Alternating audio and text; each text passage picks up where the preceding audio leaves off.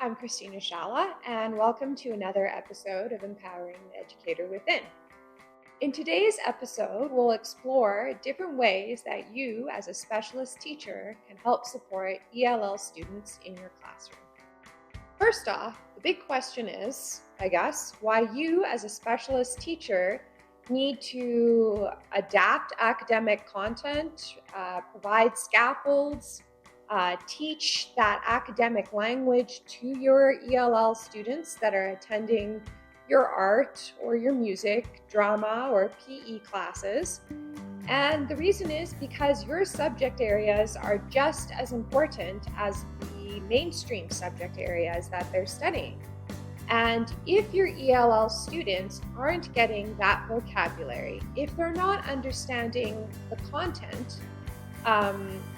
as they move through their schooling, they are going to have learning gaps continuously in these subject areas. Also, when it comes time to assessing and evaluating their skills at the end of a term, if you're providing the same kinds of assessments as for the rest of the kids, your ELL students may not succeed, not because they couldn't have done the assignment or they couldn't have demonstrated the skill, but perhaps just because they didn't understand what was being asked,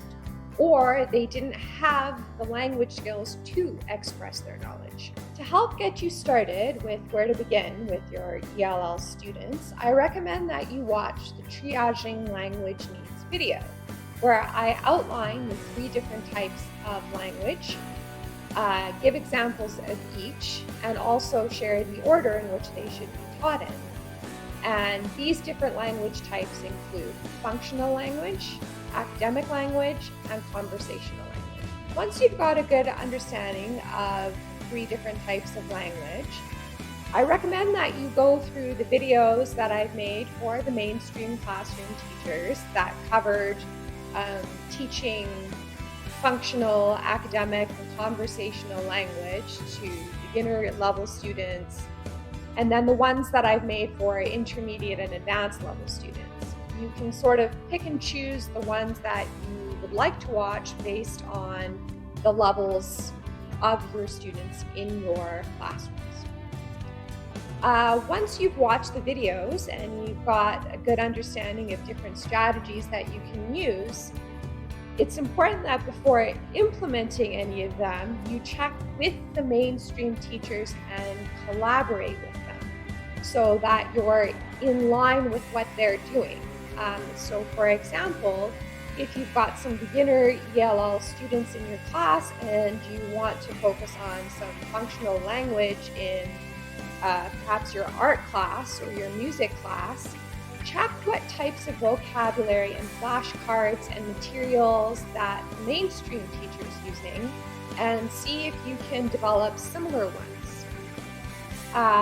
And the same thing goes for your intermediate and advanced level students. If you're going to be differentiating or scaffolding,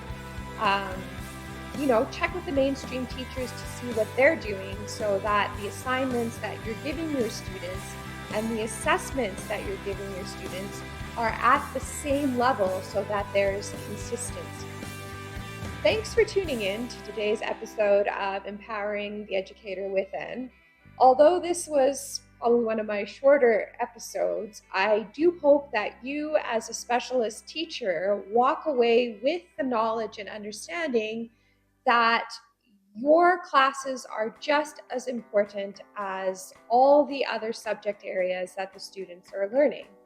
And so please take the time to browse through all the other videos that I've made that touch on teaching academic language, academic content, functional language, and conversational language, because again, all the strategies and tips that I provide apply to your class just as easily as they do to a mainstream classroom teachers.